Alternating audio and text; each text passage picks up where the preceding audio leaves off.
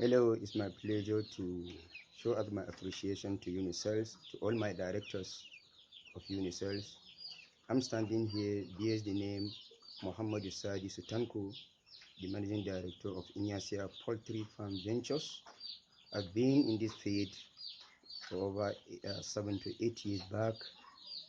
I trained birds like this in my farm. I make it possible to see that I extend the poultry farm to be large, and more than this, I have employees. I want to employ more people that stays jobless in my area to make sure that I give them assistance in the business, and lack of financial support.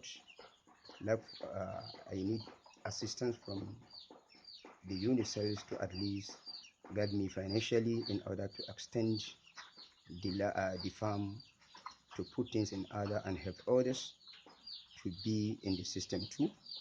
Those that stays jobless, we want to give them assistance to employ them into the poultry farm in my company to be assistant in the southern Nigeria. We appreciate your assistance. Good luck, everybody.